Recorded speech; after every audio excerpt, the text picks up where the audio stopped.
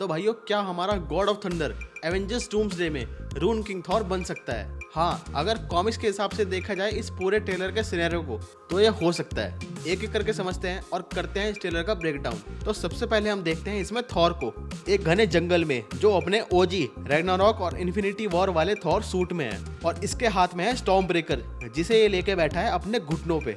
और background voice में इसकी आवाज सुनाई जाती है जिसमें ये कर रहा है प्रेयर अपने फादर ओडिन से और बोलता है, father, all my life I have answered the call of honour, duty and battle, but fate offered me something I had never hoped for, a child, a life spared from the storm. Grant me the strength of the All-Father so that I may fight once more, defeat a new enemy and return to her, not as a warrior but as a protector. May she not know war but peace, the peace that I have never known. I beg you, Father, hear my prayer. जिसका हिंदी अनुवाद है कि father, मैंने पूरी जिंदगी सिर्फ honour, duty और battles के लिए तलवार उठाई, लेकिन किस्मत ने मुझे एक ऐसी चीज दी जो मैंने कभी सोची भी नहीं थी। एक बच्ची, मेरी बेटी, जो एक जानलेवा तूफान से बच गई। मुझे ऑल फादर की इतनी ताकत दें कि मैं एक बार फिर लड़ सकूं, इस नए दुश्मन को हरा सकूं और वापस उसके पास लौट सकूं, एक वॉरियर बन के नहीं, उसका रक्षक बन के। मैं चाहता हूं कि उसकी जिंदगी में जंग ना हो, सिर्फ अमन हो, वो सुकून हो जो मुझे कभी नहीं मिला। फादर, मेरी ये प्रार्थना सुन लो। तो यही प्रेयर हमें सुनाई जाती है पूरे टीजर ट्रेलर में और दिखाई जाती है इसकी बेटी लव, जो शायद बीमार है। अब जो लोग नहीं जानते कि ये लव इसकी बेटी कौन है और इसको कैसे मिली, तो उन्हें मैं बता दूं कि थॉर की 4th movie Thor love and thunder के एंड में दिखाया था कि गॉर अपनी बेटी को लॉस्ट कर चुका होता है। तब लास्ट फाइट में नेक्रोसॉर्ड टूटने के बाद गॉर स्टॉर्म ब्रेकर का यूज करके इटर्निटी तक पहुंच जाता है, जहां उसके पास एक विश करने का मौका होता है। पहले वो सब गॉड्स को मिटा देने का सोचता है, लेकिन थॉर उसे कन्विंस करता है कि वो बदला ना मांगते हुए अपनी बेटी को वापस मांग ले। तब गॉर अपनी बेटी को जिंदा करवाने की विश करता है, लेकिन नेक्रोसॉर्ड का कर्ज खत्म होते ही वो खुद मरने लगता है और मरने से पहले वो थॉर से रिक्वेस्ट करता है कि लव को वो अपनी बेटी की तरह रेस करे।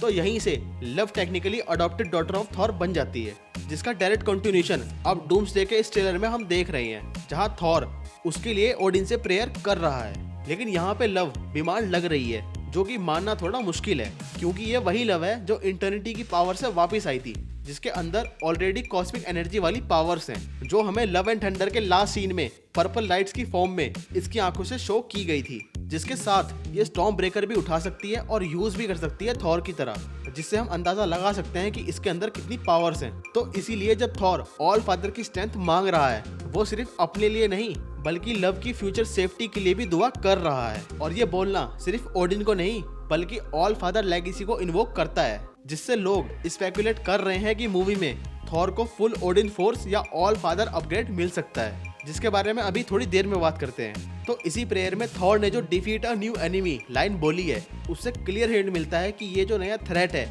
जो खतरा है, वो और कोई नहीं बल्कि डॉक्टर डूम ही है, जिसका डिस्ट्रक्शन लेवल कितना हाई होगा वो हम एक्समैन वाले डूम्सडे ट्रेलर में ऑलरेडी देख चुके हैं। सो ये जो डूम्सडे वाला थॉर है वो लव एंड थंडर वाले थॉर से काफी ज्यादा ब्रोकन और सीरियस लग रहा है, क्योंकि कुछ शॉट्स में इसकी आंखों में आंसू हैं, मतलब मामला काफी सीरियस है। और इसके ओजी थॉर वाले छोटे बालों को देखकर लग रहा है कि एवेंजर्स डूम्सडे में हम जिस थॉर को विटनेस करने वाले हैं वो शायद एक ऐसा थॉर होगा जो सबसे ज्यादा पावरफुल वर्जन होगा हमारे क्रिस हेम्सवर्थ वाले थॉर का, क्योंकि ये घुटनों पर बैठने वाला सीन काफी सिमिलर है रिसेंट थॉर कॉमिक्स के गॉड ऑफ हैमर्स के आर्क से, जिसकी स्टोरी में ओडिन अपनी जान देकर थॉर को पूरा ओडिन फोर्स दे देता है, जिससे थॉर एक नए व्हाइट गोल्ड आर्मर के साथ ऑल फादर फॉर्म में आ जाता है। और इसी स्टोरी के एंड में थॉर जब लॉस फील करता है तो हैमर के सामने घुटने टेक कर ओडिन से प्रेयर टाइप बात करता है, जिसके बाद ओडिन की आवाज उसे गाइड करती है। तो ये सिनेरियो इस ट्रेलर के फॉरेस्ट प्रेयर वाले सीन से काफी मिलता जुलता लग रहा है। सो रूसो ब्रदर्स यहाँ पे डायरेक्टली